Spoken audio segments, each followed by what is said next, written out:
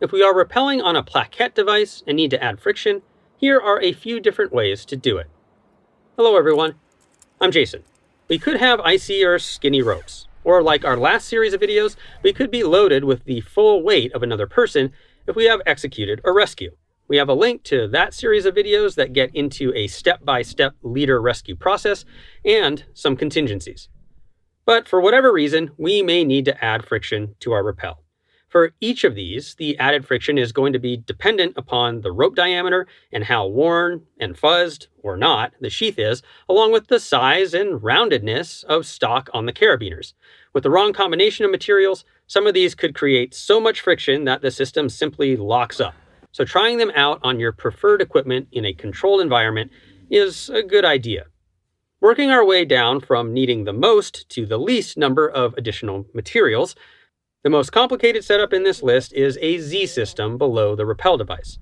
The rope is coming from the device down to our belay loop, where we have the brake strand running through a locker. Then we go back up into an additional locking carabiner that is connected to the carabiner that is at the device. A number of things to note. First, depending upon the carabiner we are using at the device, we might need to rotate it so that we have more working surface at the bottom, where the rappel extension and the top carabiner of the Z system are both connected. Second, note the extra rope in the system that could create a sudden drop if the rope came out of one of the extra carabiners. So, lockers. Third, we typically don't want to attach our friction loop at our leg loop because it will fail if our leg raises, say if we flip over, which could happen if we are struck by a rock or some such. We did a short on this. There's another link in the description. So we might need another tether running from our hard points and around to our side that we attach the friction hitch to at the rope. There's a whole other piece of equipment we need that is beyond the normal rappel materials now, some additional double runner or the like. Why also add friction with a friction hitch when we have all of this friction with the Z system? Well, if we need to stop, which isn't unusual in a rescue situation, for instance, then we may need a way to halt and hold progress if we need to add a catastrophe knot to go hands-free. Fourth, each carabiner is roughly 50% efficient, so whatever force we have coming out of the device is cut in half at the waist, and then that remaining force is cut in half again as it goes back up to the Z carabiner. That's a lot of friction. And a lot of material. So what are some less material demanding options? Well, with one carabiner, we could clip it to the guide mode connection at the top of our device and then pin the device back by clipping that additional carabiner to our extension.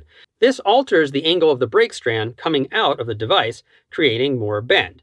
At the extreme though, this top strand could block the brake strand, again locking up the system. Larger ropes make this more likely. Different devices also may create different dynamics just by the nature of that guide point connection. Something like the DMM pivot will tilt less because of the hinge in its design. If we don't have a locker, this is still an option, as a failure of that extra carabiner doesn't drive rope through the system like our last setup. It would create a sudden decrease in friction, however. If too much friction is a problem, an alternative system that takes only that same one extra carabiner has us add it directly next to our device carabiner, now having two carabiners running through the rope. Again, it doesn't have to be a locker. The added surface area means more rope to carabiner contact, which means more friction. Of all the systems in this video, this one produces the least additional friction. How do you add friction to a rappel? Have you ever needed to? Let us know in the comments. Thanks for watching this video. Please like, subscribe, and share if you want to support us. For more information, you can go to our website at www.shortguysbetaworks.com. You can watch that video on the leg loop friction hitch problem, or you can check out that entire rescue series I mentioned. We'll see you next week and keep on getting more out of that big outside.